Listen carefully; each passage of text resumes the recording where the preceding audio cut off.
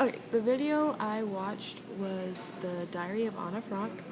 Um, a brief summary of the movie. It starts July 6th, 1942, with the Frank family leaving their family home in Amsterdam and going to Otto Frank's business.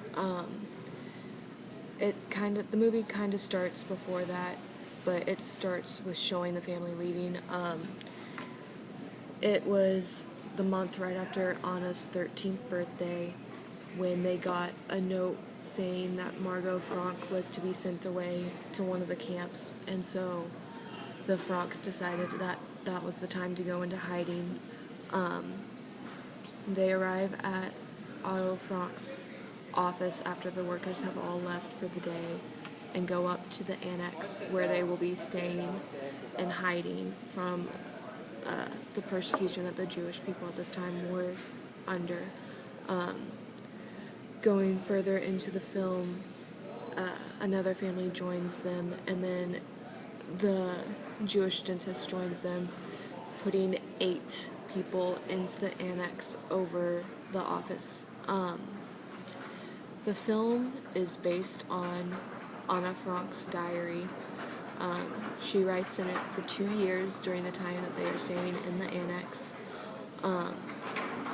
Some of the issues that they had to deal with were during the day they could only walk around for an hour while workers were at lunch from 12:30 to 1:30, and then they were able to, after 6 p.m., go throughout the entire building and use things, just the facility itself, but they could never go outside. They had to stay inside.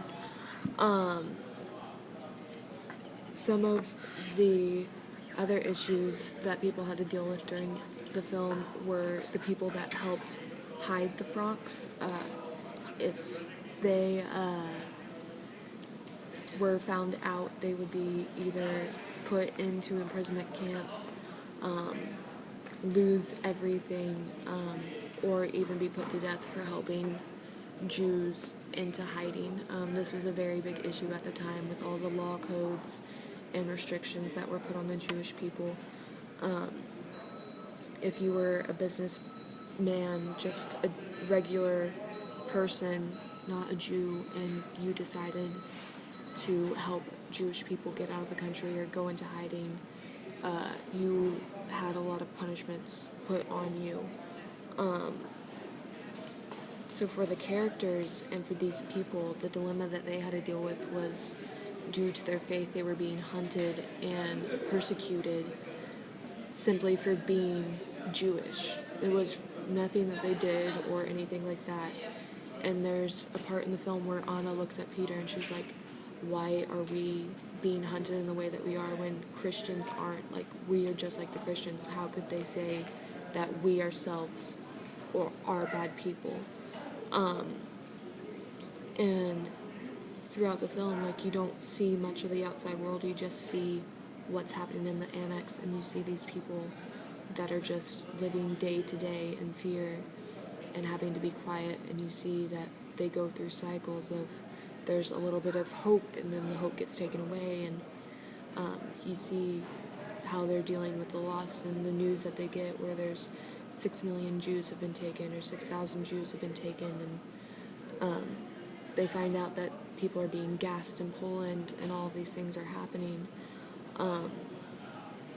And it's perfectly legal during this time that they're doing this. Like, this is at the start of World War II. And the legal code's like, nobody's saying that this is wrong, because if anybody says it's wrong, then they get imprisoned themselves, and it was just a huge issue at this time. I chose this film because I specialize in World War II history.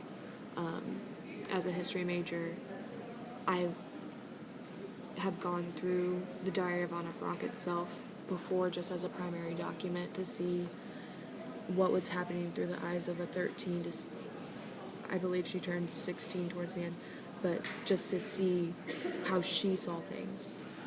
And I thought that this movie did a really good job in portraying each of the characters.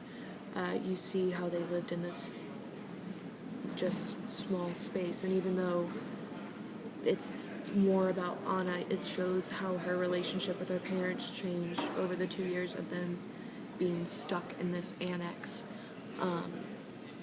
And it shows the hope that they have towards the end before they are found out by the police and sent to internment camps. And I have been a part of the theatrical production of The Diary of Anna Frank, and it's a really emotional thing to be a part of. In the actual theater production, after they are found out and sent to the camps, it goes on to say, and it does this in the movie where it says who died in which camps. Both the dentist and the other family were all killed in the labor camps, and then Edith Frank, Margot Frank, and Anna Frank all died within 1944 and 1945. Anna was, I believe, the last to die, and she died a month before her camp was liberated. The only survivor was Otto Frank, and he passed away in 1980, but these people had to deal with so much hatred just based on one fact about them. It wasn't anything that they had done wrong, it was just the fact that they were Jewish. And they did a very good job of showing emotions and fear in the movie. I think that they could have gone further into showing when Otto Frank comes back to the annex for the first time after, but it's a movie, they don't always do things like that. I think everybody should watch this movie. They do a really good job.